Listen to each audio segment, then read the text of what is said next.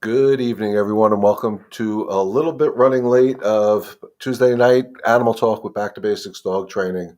I apologize about being late. This is my fault. I'm still learning, and I forgot to put my headphones on, so I forgot to unmute my stuff. So let's get right into it. So my special guests tonight are Donna and Rich. Anybody who's joined me on my Saturday morning live coffee with Back to Basics has heard us talk about Stark in the past. Donna and Rich are Stark's mommy and daddy. And I figured, you know what, guys, you hear me talk all the time about what Back to Basics offers. This is coming right from the horses/dogs' mouth. So I'm going to bring them in. We're going to talk a little bit. You guys have any questions, please feel free to put them up there. I am also going to be doing a test during this. I've been having some issues with YouTube people not seeing all their questions, so I just want to make sure it's working. So you may see some weird stuff coming up in the comments. Don't worry about it. I'll let you know which ones are garbage. But without further ado, let me introduce to you Donna and Rich, and welcome, guys. Hi. I apologize about my screw up here. We went through three different type of devices before we finally said, "Hey, maybe I should unmute it." Yeah, maybe I should unmute it so I can hear them. So I apologize, guys. Welcome, and thanks for inviting me into your home and doing this platform for me because we've known each other for about a year now, I guess. Yeah, I think so. Give or take.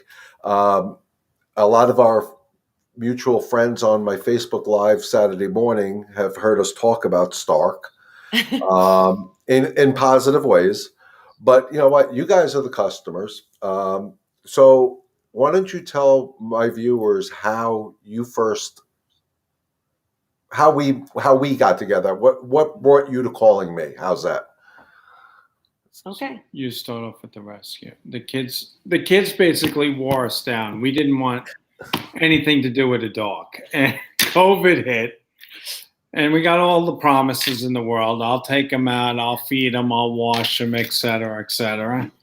So we finally caved in, and we got a rescue dog, and we said absolutely positively no pit bull, because we've seen a lot of Judge Judy, and Judge Judy says not to get a pit bull. But we found this little this dog, and kind of met him twice, and fell in love with him. Petting him and stuff like that, and brought him home.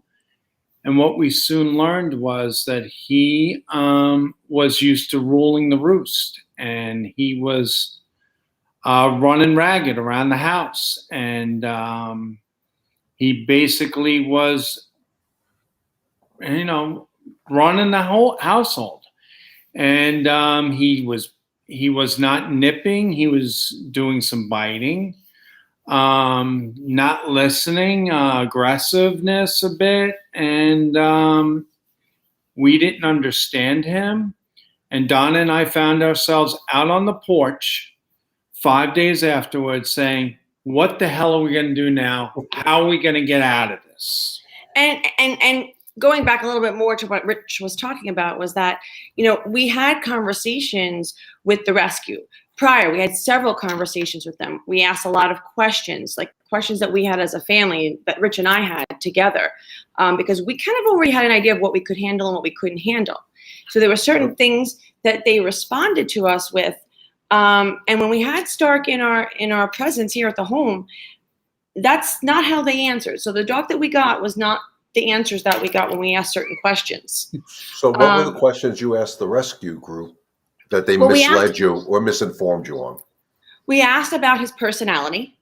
We asked about his energy levels. We did ask about that because we knew the type of family that we were. We're out of the house a lot. We work a lot. So we didn't want an overly active dog because we knew that we're not going to be around the house to be walking him 5-6 times a day. Like, that's just not how we can possibly live. Maybe in the summers more so. We're both teachers, so we're out a lot during the day, and our kids are away at school. So it wasn't conducive to our lifestyle.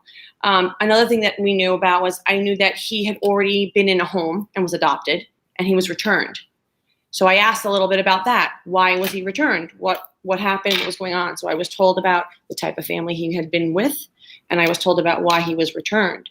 And I was told that he was, just a little mouthy. And I said, okay. And so I asked a little bit more about the mouthiness, because perception is everything. And mouthy to me means one thing. And I wanted to know what their mouthy meant. And their mouthy and my mouthy seemed like it matched up pretty well. But when we got him home, his mouthy, or their mouthy, I should say, and my mouthy are very, very different. Where I look at it now, I should say even, I called about 3 days after we had him, if it was even that long. It may have only been 2. And I said to the rescue, I said, listen, we're not looking to return him, but I just want you to know these are all the behaviors that we're seeing. This is what is happening, the antecedent. This is the behavior. And these are the consequences that we're putting on the dog or on Stark. He said, and I just want to know, do you have any other suggestions? I said, we're not looking to return him, but these are all the things that are happening. Do you have suggestions? And she said to me, no, you're doing everything I would suggest. She said, but I'll get back to you. I'll get back to you with maybe some other ideas and suggestions. And I said, and the other thing I want to let you know is, I said, in the future, you should be a little bit more honest with the people that are adopting your rescue dogs. I said, because when you said mouthy and I asked you these questions, this is what we're getting. And I don't call that mouthy. That's a little bit more than mouthy to me. And she said, oh, yeah, you're probably right. And that's all she said. She called me back within 20 minutes later, and she said, we have a good name of a trainer for you, and you should call Leon David from Back to Basics. And I said, all right, I'll give him a call. And I wasted no time. As a matter of fact, I was probably a thorn in your side, because I probably called you quite a few times. I think I emailed you. I think I messaged you. I think I called you. I think I texted you. I think Rich texted you, because he's not kidding. I think it was like 4 days in, we were upstairs in our bedroom with tears in our eyes saying, did we bite off more than we could chew? Do we have too much dog for us? And then we said, you know what, if we adopted a child, we wouldn't return a child. We can't return a dog.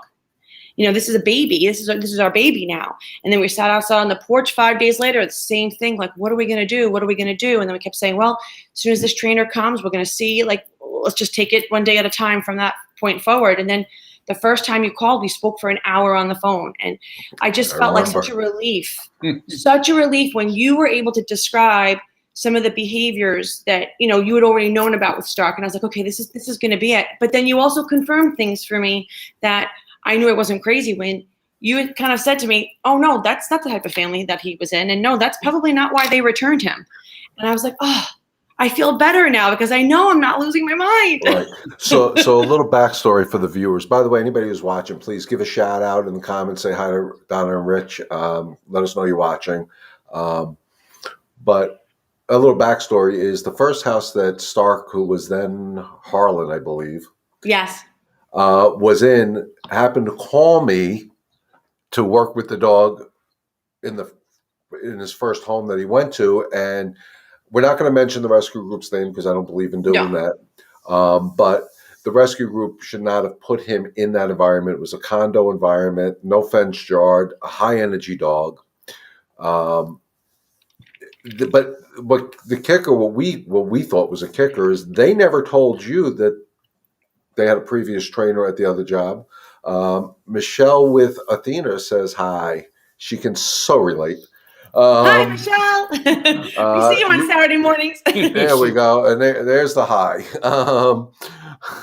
So, again, I worked with Stark. I think I went to that house two times that they paid me. One time I just went there because the stories I was hearing. But my problem was I didn't see a bad dog. And, we're going to get into that when I showed up at your house too, because I already had a good background on Stark because I worked with him.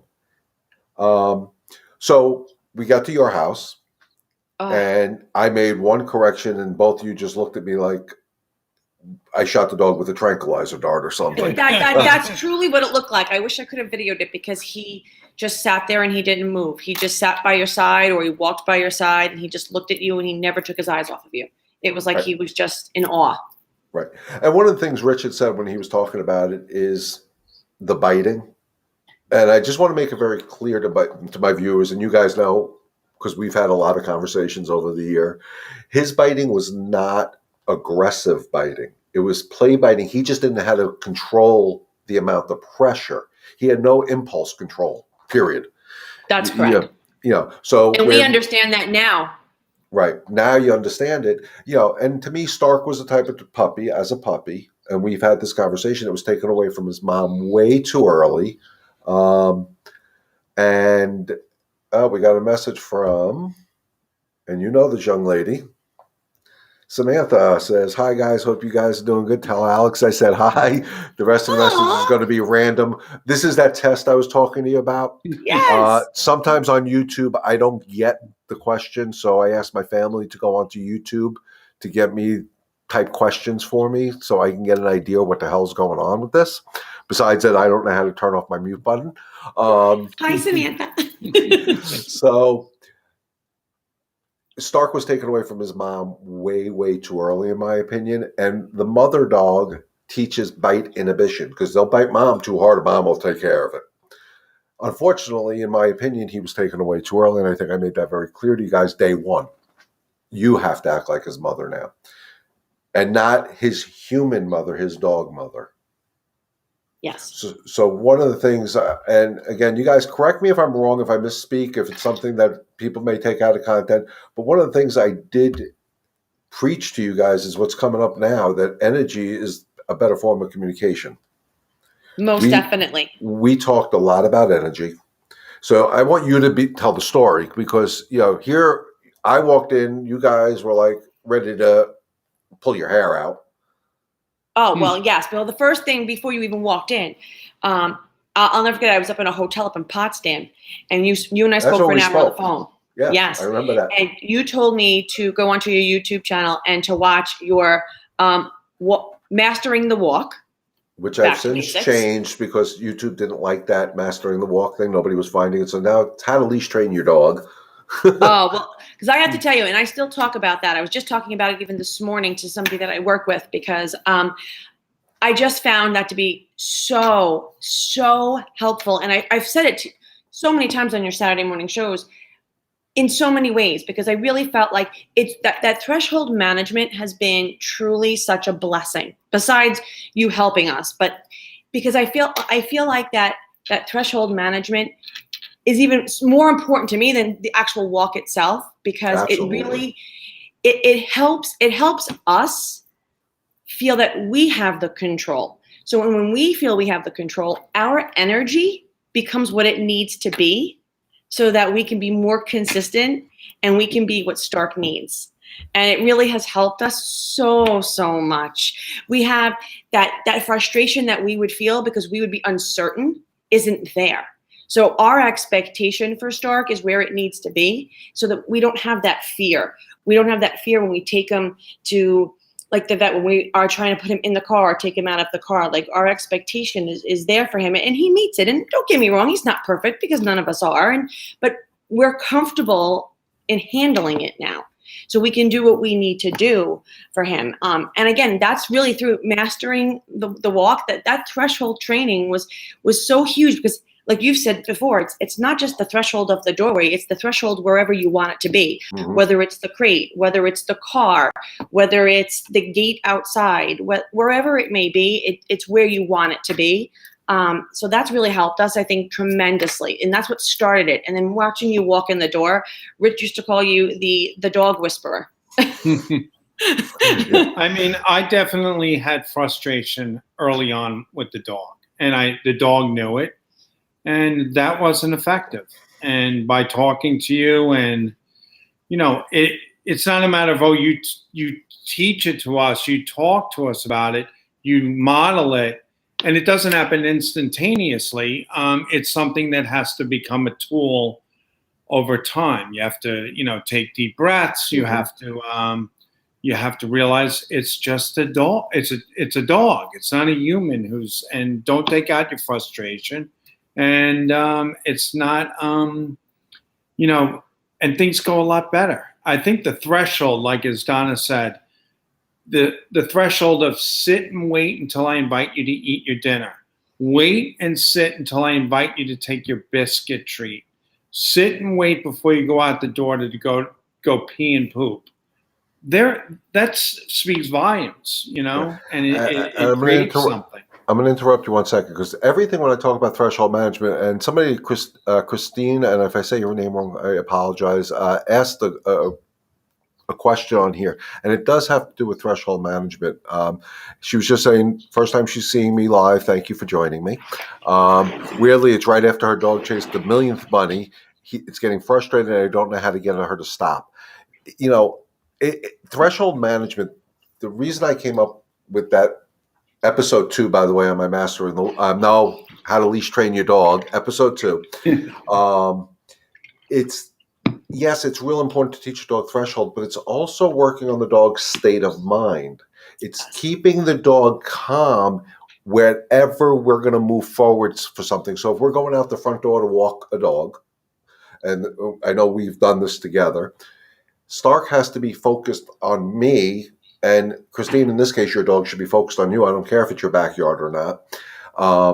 They should be focused on you, and they should not be allowed out any door going to the outside world excited, because if you let them out excited, you're rewarding their excitement. And that's when they see in this case, in Christine's case, she's seeing the bunnies. Yo, this is fun. Let's do the chase. And remember, dogs are hunters, guys. They're predators. That's nothing, we can ever fix from them. We can eliminate a lot of that type of behavior by controlling their excitement at all times. What got Stark in 99% of his trouble in his first home, I'm telling you now, because I was there, and now in his forever home, is he got overly excited, correct? Mhm. And his excitement pissed you guys off. Mm-hmm. The carpet by the front door. Yes. The backyard. Not listening. Because everything was remember based the on leash? the leash. When we would put him on the leash, do you remember what that used to look Oh, like? always jump and bite it. Oh yeah, Yeah. the temper tantrum on a leash. Mhm. So it says I got a new question, but hold on, I got to scroll. Great. Okay, so yeah, Christine, really just work on rewarding the calm. I mean, you guys heard me preach this a million times. Reward the calms. Everybody who's watching, I don't know how many people are watching. What you have to learn to do is reward the calm. Stop rewarding excitement. If your dog is excited on their own, which is what I explained to you guys about Stark, and you pet him because he's excited when you come home, you just rewarded his excitement. If he's excited to come out of his crate, which was an issue, Yes. and you open the door and let him out in an excited state of mind, you just told him excitement is okay, but the call I got was I hated excitement. His excitement because he didn't know how to contain it. And it's like raising kids. Kids don't know how to contain their excitement. That's why we have inside voices. If you think about it, we all probably taught our kids inside voices. Why? Because their excitement is topped out here somewhere. And as adults, we can't handle it. But we'll allow the dogs to do it. So we worked on a lot of things with Stark. We have. We worked on, I believe the first time I was there, I just worked with you guys. I really did very, very little with Stark, if I remember. I just showed you how you can follow through with your nose becoming more relevant. So if you guys want to talk about, because just yesterday I worked with a customer here, and the dog didn't understand that no was a bad word, that there had to be a consequence. Because with Stark, this is where Back to Basics is going to get that funny look from people watching me, believes in if a tool helps, we use a tool. So one of the first tools I think I introduced to you guys was a prong collar. Yes. And we still, a matter of fact, yesterday, and I was going to text you about this because I had one of the absolute best walks yesterday, even better than when I told you I had that very stressful day at work that time. Yeah. Well, I want to talk about that. So let's segue to that. Let's segue to that. I got well, you know what? You tell the story because you're the one who texted me and you were there. I got a text message. So. Okay. So walking, there has to be a history though. So we used to have a really difficult time even putting Stark on a leash.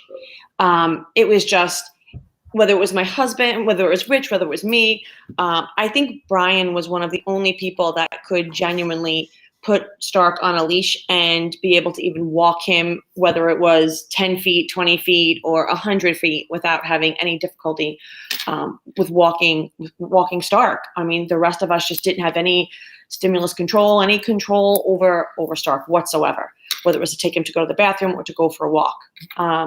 So we were really just getting frustrated. We were trying to have the energy. We were trying to work on mastering the walk, which I know you changed, Leon, the name of it, and I can't remember what the name is. Leash training your dog. Okay, leash training your dog. I will remember that one day. So we really I just don't kept going remember back.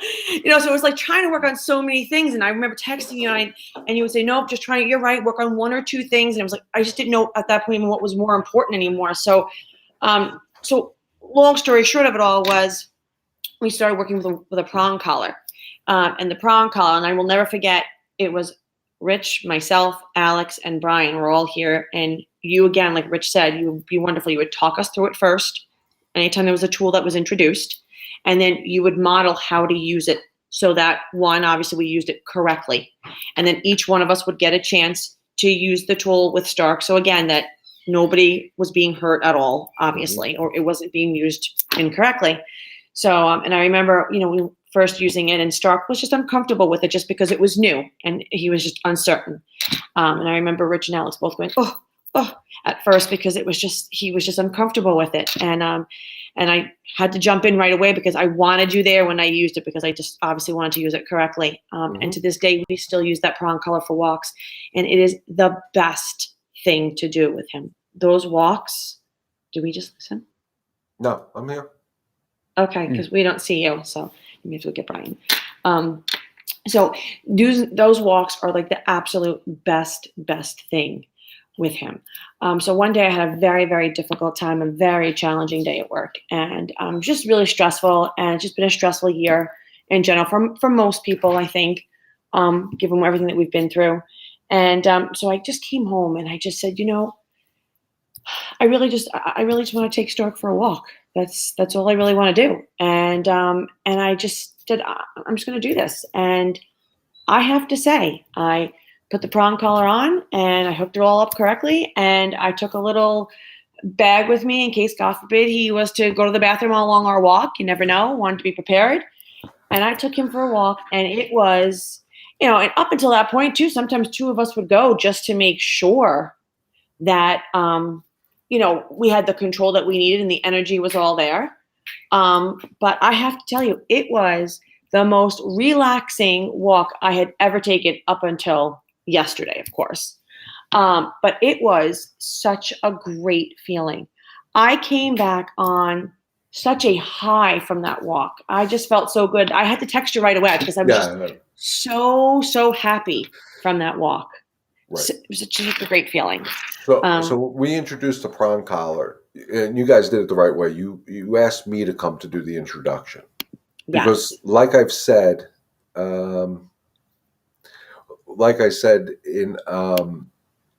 tools are good if used properly. If they're not used properly, they suck. I mean, I'm very blunt. I hope people can appreciate that are watching. But the tools aren't miracle tools. It's still got to come from you guys. That's the first thing. But it was good for you to see Stark throw his temper tantrum with me. Mm-hmm. And I'll tell you guys right now, everybody was watching, he threw a temper tantrum. He was like, I don't like this thing. I know I'm losing control. This sucks. And I'm like, basically, I was like, deal with it, dude. But I didn't change. He threw his temper tantrum. I still stayed calm. Because if I freaked out because he threw his temper tantrum, and I know, Rich, you had a hard time with the prong collar in the very beginning. Because hearing that yelp threw me off. Yeah. Right. And it's understandable. And like I explained to people, and I know I explained it to you guys, a one-time yelp doesn't mean you hurt the dog. Mm-hmm. One-time yelp is like me coming up behind you, hitting you in the tickle spot, and you're like, hey, and they can't say, hey. He didn't like it. And it never happened. It never happened again. And that's why I was so glad it happened while you were here, because if it would have happened while I had done that, I probably would have been very, very nervous. Right. Like I probably would have called you right away. Did I do something wrong? Like what happened? Right. So I was glad it happened with you. And I was too, and that's why I'm here. Like I said, I don't train your dog. You train your dog. I guide you guys. I mean, the dog training world is a misconception. I'm not training the dog. I'm training you guys how to get the dog you want. Mm-hmm. And the beauty of what I told you guys from day one, the Stark you saw with me is really the Stark you have today. From day one, he knew that with me. Even in his previous house, his the temporary place he stayed, whatever you want to call it. He understood right away from me, now we're not playing these games anymore, kid. And he got it and he respected it and it worked out great. But I love that. So I've used that story before to my other customers, how you had that, you couldn't walk the dog. The only time that dog ever really could be good was good on a leash, if I remember correctly, is when Brian went jogging with him. Yes. Yeah, right. Correct. Right? It's true. And Yes. that's more because he couldn't get distracted by everything else because it's a faster pace. Yes. And he had on the short Mandola leash too when he would go jogging with them. And it worked great. But you get him the physical and mental stimulation he needed, but it didn't. The walk is a better form of stimulation for the stimulation. I don't know if that's a good word for the dog. Stimulation. But that's the word. So when you go to walk him now, or before, he would drag you down. I mean, or bite the leash and jump all over and end up biting you, not the leash, because your hands were in the way. And but that's just his overexcitement, correct? Yes. Okay. By creating episode 2, the threshold management, you noticed all that starting to change. And I told you guys, don't do this at the front door. Where did I tell you to do it? At the back door, if you remember. Because you have to control what he deems his playground. Right. And now I think within a week or so of you guys doing it, you sent me a videotape. I think Brian was working with him, where Brian walked to the edge of your deck. Your edge of your deck from your back door is 25 feet away. Yeah. Oh, yes. That was Brian. Yes. That was Brian. It was 25 to like 40 feet. Right. Stark stayed at that door until he got the okay to come out. But what I noticed in that video, and I should have put those videos up here to share with people, but I'm not too smart, is when Brian did give him the okay to come out, he came out like a gentleman. Yes. Not a bull in a china shop. Correct. And if Christine, I know she said she had to get going, but if she would learn to control the threshold where the dog's not going out, it gives the bunnies a chance to get the hell off the property. Because she has to control that. And it's all about controlling the excitement. But we had other things going on with Stark. I mean, just so everybody knows, because I am a transparent person, Stark's on a prong collar with an e-collar backup. Yes. Which, again, Rich, you weren't comfortable with the e-collar in the beginning. But the way we conditioned him, he's fine with it. It hasn't changed. Has it changed his personality? If he looks at the remote, he knocks off the nonsense, Right. for the majority of the time. Right. Most of the time after the dog is conditioned with an e-collar, from my experience, what people find out is they just put the collar on the dog and the dog behaves. That's okay. But he's not afraid of the tool. You can put that e-collar on him. He's not afraid of it because he we actually conditioned likes him. the e-collar. Right. He looks forward to it. Right. Because he was conditioned that it's not a bad thing. Correct. Again, tools misused, and this is just for people to understand my methodology on e-collar usage, is I think I gave you that collar for 2 weeks before I'd even come over and show you how to use it. I think actually normally you had your knee surgery, so we only actually had it for a week. For a week, right? Okay, so we kind of pushed the process, but he had to wear it for a week before we did any stim with him. Correct. And the reason I do that, and I explained it to you guys, and this is for the public watching, is the reason I do that is I think the biggest misconception with the e-collars, yes, there are shock collars out there. People don't buy those. These are not shock collars. You guys felt it. It's a stim. It's a stimulus. It's a stim. You feel a little weird feeling.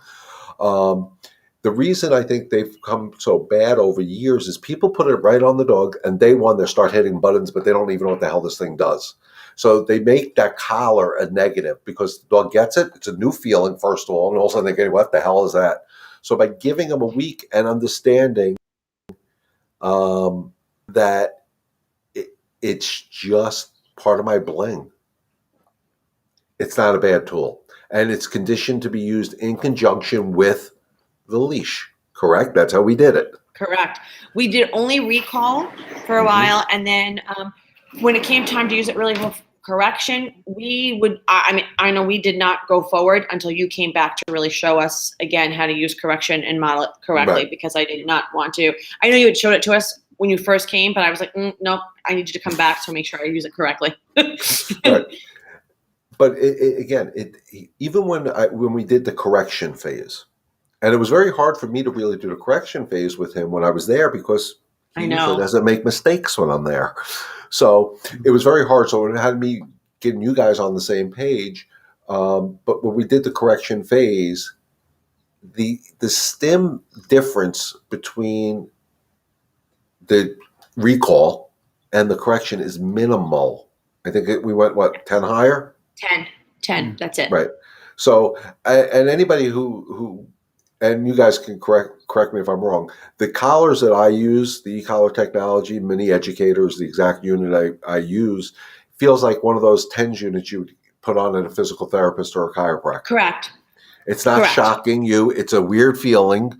And if it goes up too high, of course, it's going to be uncomfortable. But if you're going to punish your dog, shouldn't something be uncomfortable because they're doing something wrong to teach them not to do it? Yes. I mean, when I grew up, if I made a mistake, I got punished. And the punishment wasn't go have a bowl of freaking ice cream. It was you're grounded. You know, it's an uncomfortable punishment. So when we're going to discipline a person or a dog, we want it uncomfortable, but we don't want it to be painful or scary. Correct. And, you know, I posted a picture on this thing of Stark in front of the flowers with a big smile on his face. And I purposely chose that one because it had the e-collar on it. I don't know if you noticed. I said that. I did. Because they said, why do you think he picked that picture? As I sent you so many. Yeah. And I said, oh, because he's happy and he's wearing the e-collar. You could see it clear as day. Right. Because, again, it's all how we condition him. But Stark had some other issues. He couldn't sit. Drop something. You couldn't sit. Yeah, I know. In the family room with him without him acting like a complete moron. Correct. Correct. You know, or, you know, as a matter of fact, you guys didn't even think this was a problem. I pointed it out when I was there because I was watching Rich. I guess because I had a morning session with you guys, you were hungry. You went into the kitchen to make a bagel or whatever, and I saw Stark just staring at you. And I'm like, what the hell is this about? And I don't even think you guys realized it was an issue until I pointed it out. Well, I will say, you know how you said you have to like work on the dog not bothering you when you're eating about it thousands of times. Mm-hmm. We're not there totally yet, but we continue to work it, and you know it works. But there's times he comes floating in, and we got to get up and say nope. And you have to just keep working with the dog, or it's not going to happen. You know, and that's something. And I think that's important for everybody to know too. It's not just like one and done. Like, oh, we fixed it. It's all better, and we don't have to worry about it. Like, you know, we constantly do have to keep revisiting things and going back. Like, I know we've worked on and I told you how proud we were with the stairs about him. He'll sit at the top of the stairs and wait for us to come to the bottom. Well, I've noticed for the past like 2 or 3 weeks, we've gotten a little like lazy, I guess, with it, or we've kind of taken it for granted. And, you know, he almost knocked me down the stairs a couple of days ago. So we have to get back to making sure that, you know, we have to revisit those things. So it's not just one and done. So we have to do that as well. I just put that comment up on the screen. I don't know if you guys see the comments when I put them up on the screen. Sometimes we don't see them all. Right. But Michelle with Athena basically said the e-collar saved Athena from going back to the shelter. Mm-hmm. And again, we're using it in a different way than most people, I think, do use them. But just getting back to what you were saying about the stairs, you know, and the continuous training. You know, everybody hears me talk about my Zoe girl, you know, my dog. I brought Zoe over there to work on one of Stark's issues. Yes. But I'm constantly working with Zoe. Now, Zoe, like you said, none of us are perfect. Zoe is not the perfect dog. She makes mistakes. That's okay. Every mistake to me is a learning opportunity or a teaching opportunity. But I test her constantly. I check her on different things. And just tonight, before we started this, and I shouldn't have done it, but I did it anyway. I took her for her 5 o'clock walk because I have to walk her here. And we get to one end of the place here. And usually when I'm over in that section, because there's no other dogs or people around, I'll take her off leash for a little bit. And I decided, you know what, I really haven't worked on her healing skills. So I walked back from that end of the place all the way back to my off leash, made her heel. And had to reinforce it every so often, snapping my fingers. Hey, what are you doing? You're sniffing the ground. This isn't the time. But it's a constant, continuous training, no different than us. If you don't use it, you'll lose it. and the same thing with the dogs. The stair thing is something you and I had talked about, how I had trained Zoe. She's not allowed on stairs. When humans are on stairs, it's dangerous because they'll run by. They don't care. You fall, Exactly. they'll laugh at you when you're on the ground. And by the way, Alex, I think, posted that he now watches AGT with you guys. So she did a private comment. Which is great because you should. You're enjoying this dog that a year ago you never thought. I mean, in reality, do you He think does. this? He watches sports with us. He watches TV with us. And he's a very, very happy boy. Very happy boy. So I know you guys are working on when you're eating in the dining room that he stays over Yes. in the living room or den or whatever room that is to the where I normally sit in your house to the front left, room. the front room. How's he doing with that for the most part? I know Rich was saying he's still. Overall, he's doing so much better. He's doing well. Occasionally, he's trying to do I'll sit under the table and not bother anybody. And I think occasionally, when people have been tired, it's kind of, some people have allowed it here or there. And, and that's the thing. If you allow it like once, then he thinks, oh, he's golden. Right. So, it has happened. And so, we have to get back to making sure that he's over there. So The other thing I've noticed, if like we're making sandwiches for like the next day for lunch, he has a spot he likes to sit in the kitchen because he's hoping something's going to fall on the floor or, that someone will give him a piece. So I'm like, nope, out. You need to make sure you get out. Just like when I'm making dinner, I always want him out. So it's those types of things. Right. And also one of the things people should get into a habit of is when the food falls on the floor, don't let the dog take it off the floor. Right. Pick it up. If you want to give it to him, hand it to him. Because God forbid you drop something that the dog shouldn't eat. Exactly. You don't want the dog to medicine. think it's okay. Right. Medicine, whatever. Mhm. You don't want the dog to ever think it's okay just to take things. That's why it's real important to control that kitchen area. Because one, we know how dangerous it is. And by the way, anybody who's watching who has any questions for Rich and Donna, put them out there. We'll try to answer as many questions as we can because this is real life, guys. This isn't me talking about it. This is them. They did the work, not me. I guided. Like I said, I don't take credit for a lot of things. All I do is guide people to do what they need. But here's what I want to ask you guys.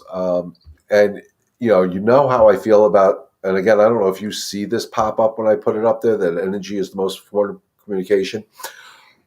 How would you say, based on what we started with a year ago, have you noticed not only in Stark's case, but in your case, how working with keeping your calm energy for Stark, has it helped you guys?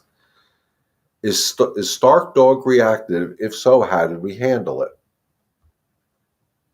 You guys want to talk dog reactive? Okay. So all right, perfect. We can definitely answer this because yesterday we had to take him to the vet. It was the first time because we got Stark during COVID. So yesterday was the first time that the vet actually allowed us to bring Stark in to the actual office because otherwise they would come out to the car. So him just hearing other dogs, he does get very reactive to that. So he is very reactive to dogs. As far as how we are, I would say initially, I would get my energy would be very nervous. So anytime he was around other dogs or the thought, because like people would tell me, oh, the way dogs play, it's different than you would think. It looks like they are fighting, not just playing. So what helped a little bit was having you bring Zoe over. What's also helped is, believe it or not, you're going to laugh at me when I don't think I've told you this, but Rich and I have actually gone to dog parks without Stark. So I can see how dogs actually play. That's good. Just so I can get an idea, because I didn't want to bring Stark there and have him sense my energy and me being nervous. Mm-hmm. Just like even this past Christmas, going back to just energy, we have sentimental. I'm a big Christmas nut. And so we have Christmas ornaments and Christmas decorations in the house that are sentimental to us. And who's to say whose ornaments are more sentimental or more important than another? And I didn't want anybody's ornaments to be ruined by trying to teach Stark not to go after them.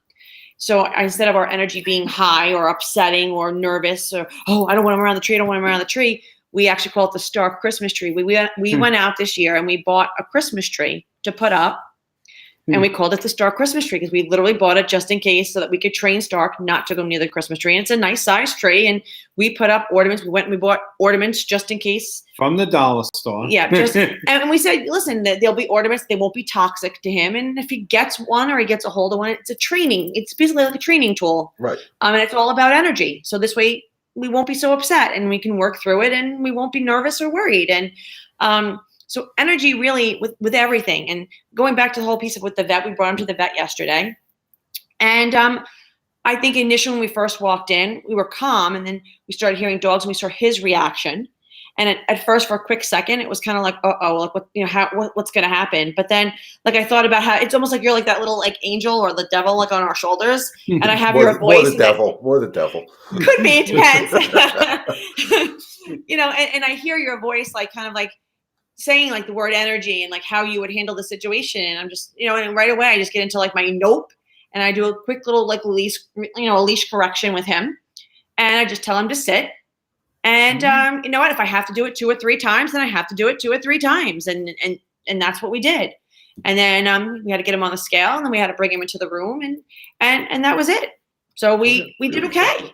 Beautiful. Now let me ask you a question though. Did you bring, when you went there, did you have him on the prong and the e-collar or no? Because you know what?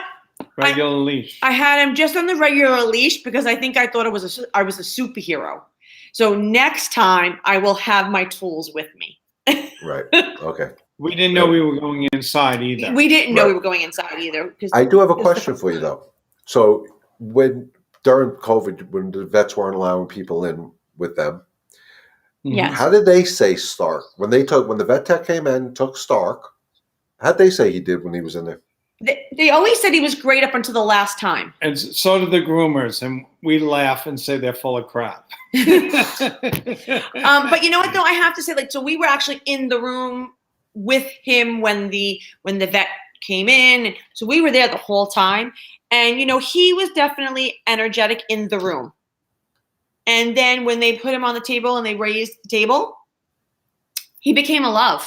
Yeah, he started licking the vat. He did. Yeah. He calmed down and he became a love. So I can see when they do say how he's such a love, I can see why they say that. Because, we know he is, but he did become one. Right. So one of the things, if you have a dog that is hyper when they go to a vet, and let's face it, there's a lot of stuff that overstimulates a dog in a vet's office. You got smells, you got sounds, you got everything going on in the world. I always recommend to people that if you know your dog is going to be overstimulated, take him for a good walk before you get in the car to go to the vet.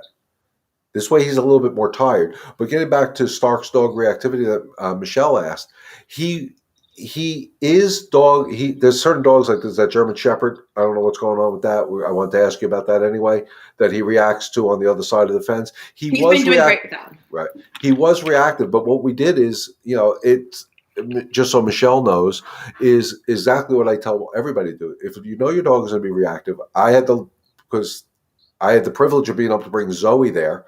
My daughter was with me. She handled Zoe. I handled Stark. And in the beginning, he was acting like, hey, you love the dog, yay. So we corrected him. To the point where normally when I do that exercise where we walk back and forth on the street, passing each other, getting closer, eventually I just grabbed the leashes and went with the dogs, if I remember correctly. Right? Yes. I took both of them. And then I decided to go into the yard because I knew there wasn't going to be an issue. And we went into the yard and basically I think Stark made one mistake. Zoe made a correction. Stark's like, okay, I'm done. And they went about it and just coexisted. And it wasn't about playing. We weren't going to allow them to play. We created what the scenario we wanted. But in order to stop a dog from being dog reactive, you have to bring them around dogs. You have to expect the explosion to correct them, but try to catch it earlier. Like I was trying to tell you guys, the little change I saw in Stark is where I made my correction, which made it easier for you to see it before the explosion. Because again, most people wait for an explosion to make a correction. It's too hard. So Michelle, the best thing you could do is actually bring them around dogs. Preferably start with a dog like my Zoe, who's calm no matter what another dog does. It's easier. Or I've been known to take dogs like Athena and bring them to dog parks and work outside the dog park. One of the things, I know, Michelle, you've been working with another trainer. That would be my suggestion, is go to a dog park, work outside the dog park. Because you got the chaos, you got the nonsense going on. It's a controlled environment because the dogs are on one side of the fence, Athena's on another. But we never had to get there with Stark. He just gave it up really quick to us. And you said he's giving it up with the Shepherds now? He is. So what happened is, we based off of some of the suggestions you gave us. So what we were doing is we were walking him and we would stop him because now remember the Shepherd's on the other side of the fence. So we were on the other side of the street. And we would have him sit there. We'd have him wait up to like 5 or 10 minutes, and he would just chill out. So now we have him walking on the same side of the street, but still that fence is separating them. And he's just kind of like chilling out. We have him wait there. I would say probably, I guess, yesterday when I took him on that walk for up to about 5 minutes. But I did notice yesterday one of his legs did look like it was shaking a little bit. Okay, and that's a normal thing. People see dogs shaking. One, they think, oh, they're scared.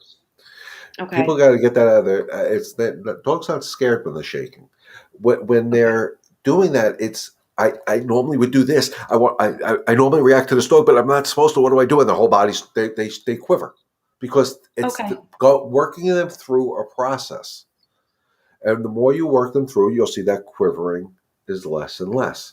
It's like I told you guys when we first put him on the prong and he threw his temper tantrum. It didn't last very long. And if he threw a second one, it wouldn't last as long. Because there was a few times when we first started walking him, he would lock up. I'm not going with you. So I'd hold that leash pressure. Yep. And I told you, every time it'll get less and less until finally he realizes, okay, I can do this. And this is the same thing with the Shepherd. So when you see his leg twitching, actually, I wait him out until that stopped. Because then he went through the whole process. Okay. Does that make sense? All right. I'll do that next time. Yeah. So now we do have that other dog I was telling you about. Some woman is walking their dog on the side of our property where we have like those 2 gates in the backyard. Right. So if he's in the backyard and he's just playing in the backyard, so I'm not necessarily like on top of him. Mm-hmm. So a couple of times I've noticed, and he'll like really try to get his head if he can, like underneath the gate. Our dog, so Stark. Right. So I used the e-collar in the past. So one day I had him out in the back. I didn't have the e-collar on him. And all I did was walk outside, and I just said his name. He stopped dead in his tracks, and he looked at me. And I just said, come. And he came. So I honestly probably gave him about 3 little tiny little treats because I was just so proud of him. I would be too. That was a home run. Like, you couldn't ask for better than that. Right, because you had told me that was a major, major problem. This lady, It was. Neighbor or whoever walking the dog alongside the fence, and he was going back crap crazy. He was. And you can yell and scream all you want. He wasn't hearing you. Correct. So again, but you started the process with a tool that gave you a remote leash. So now you don't even need the tool. Just Stark, come. Yes. But I feel like what's happening is I feel like it's almost every dog we have to train separately with him as far as his reactivity. You just got to bring him around more dogs. See, what I would do with him personally, and you guys have to have the chutzpah to do it, bring him downtown Port Jeff. Good. So when you come up, that's where we're going. Okay, we'll be downtown. I suggested we do that in the morning to get our feet wet. Right. And then we graduate onto the afternoon, and then maybe. And Michelle, if you want to bring Athena when I'm up there at the end of September, I am coming up at the end of September. Okay. Right. Yeah, end of September. If you want to bring, I know you live in way out by Queens over there. If you want to bring her to Port Jeff, we can work this together. Because then we get 2 knuckleheads going, and I'll feel like I sounds good. But so if you had to sum up the year that we've known each other, guys, in your opinion, not only how it's helped Stark, because I do believe my training methodology helps people. Do you guys agree? Not agree? He's like, hello. I'll go with that one. You go. Yeah, and then I would say.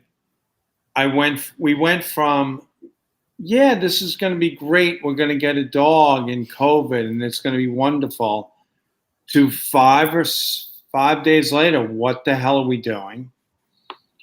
We saw what happened when you came here, and I was like, well, yeah, he's a dog trainer, so he can do that. We'll never be able to do this. And then we just put in the work and we tried it. And there were things about Stark that started to click that I, slowly, gradually fell in love with about him.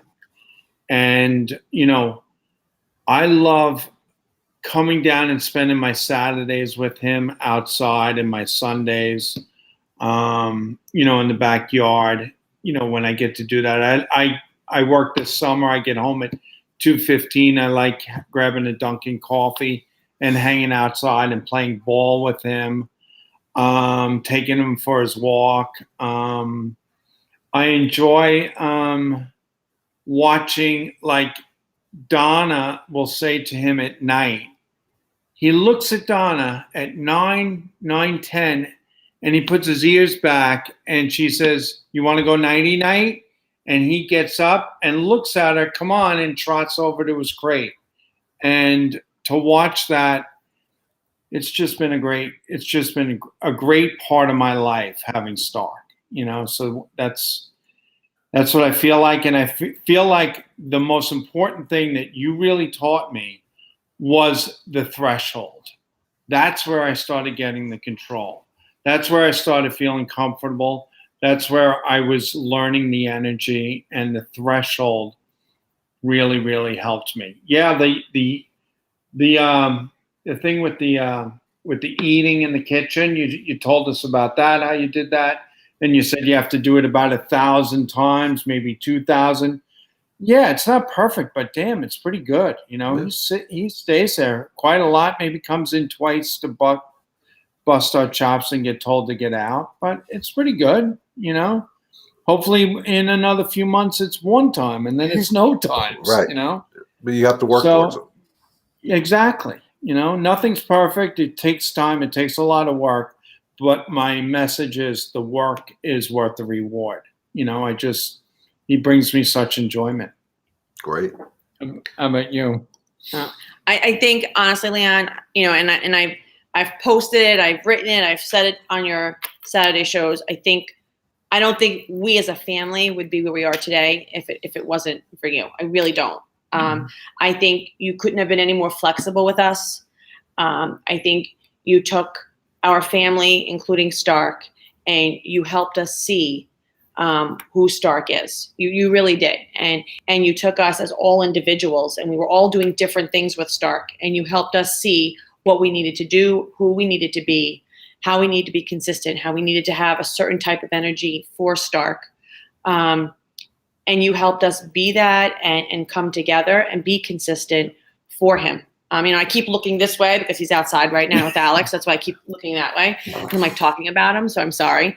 That's okay. But if it wasn't for your guidance, when I text you to let you know how proud we are of him, I send you books, and you, who else would sit there and read that? You're not getting paid to sit there and read my book, and then give me a response to that.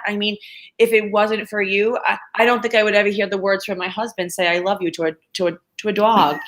Stark, I hate to say Stark is our dog, but he's our dog, but he's our family. And I never thought I would ever hear my husband turn around and say, like, he can't imagine his life without Stark. Or our family without Stark, and that's really because of you, and you really helped us get to this point. So, thank you so much. Alex says, no, it's been my pleasure. Alex says hi from me and Stark outside, so she just told me you guys they were outside.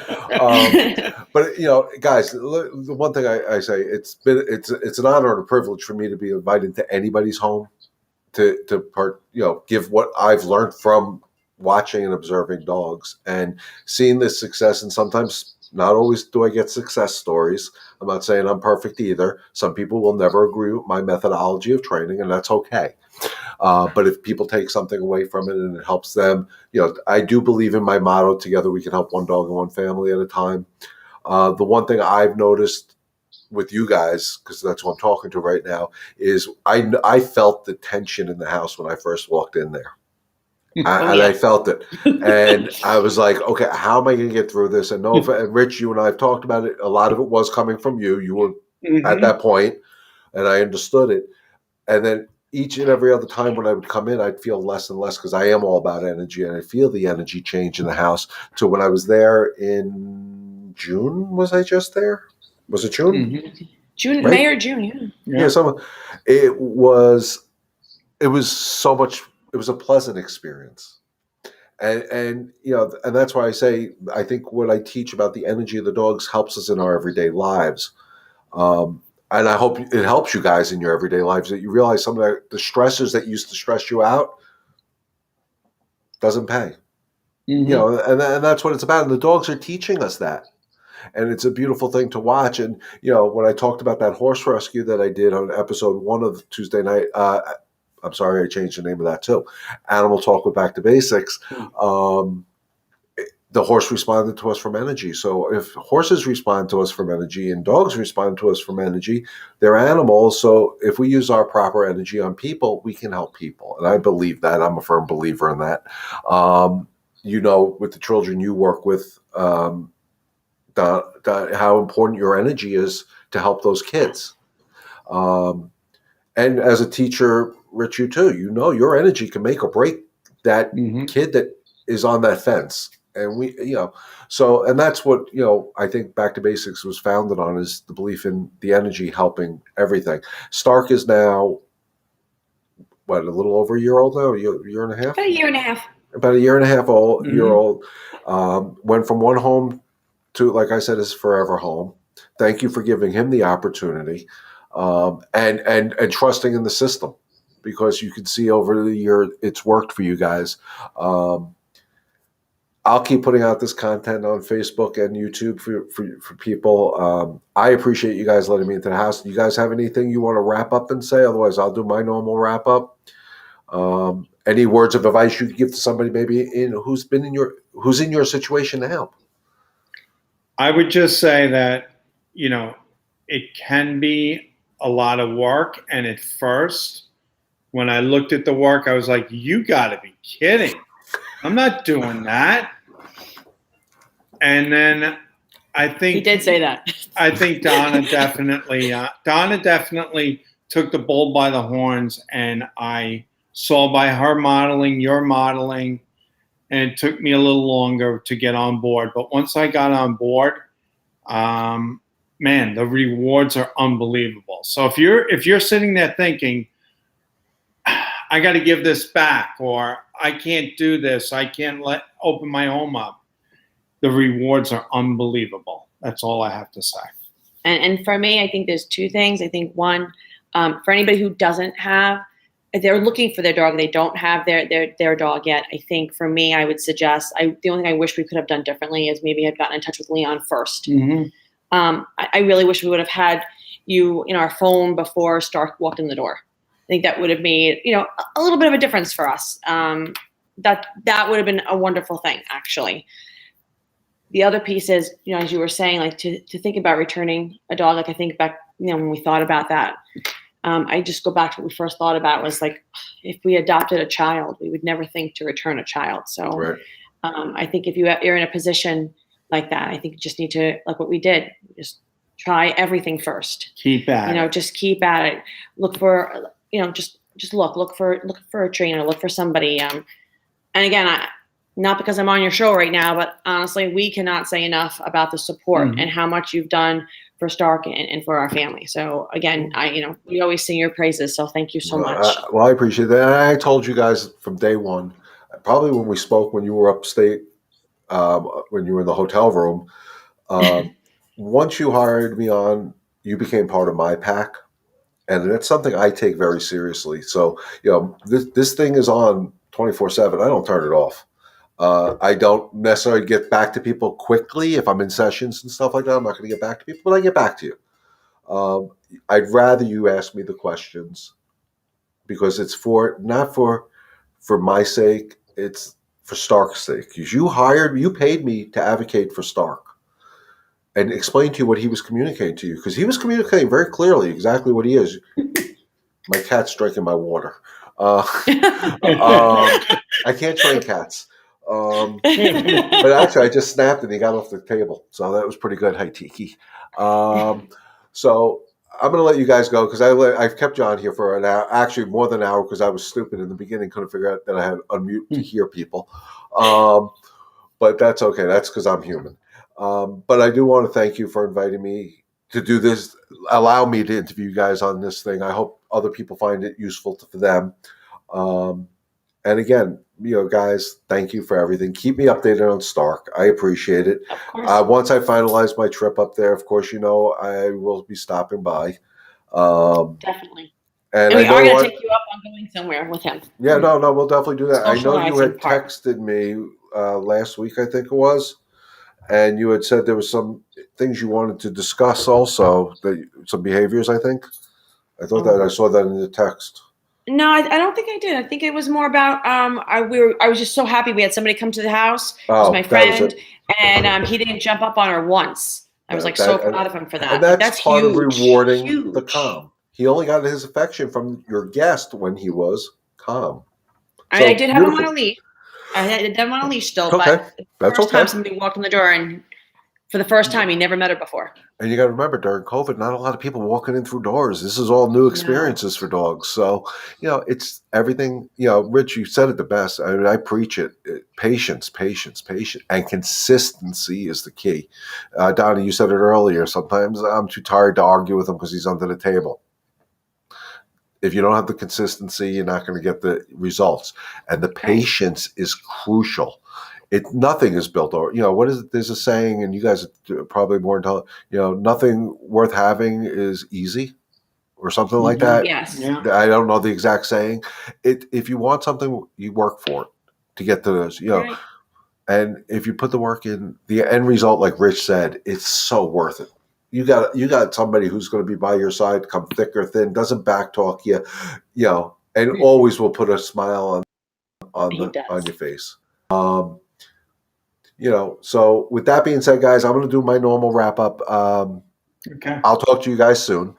But Okay, great. everybody who's watching, thank you for inviting me in your home on this Tuesday evening. I really appreciate it. And as always, stay healthy, stay safe. God bless. And remember what I said down here. Together, we can help one dog and one family at a time. Enjoy the rest of your evening, guys. Have a good night. Thank you. Nighty Thank night. you. Bye-bye. 99.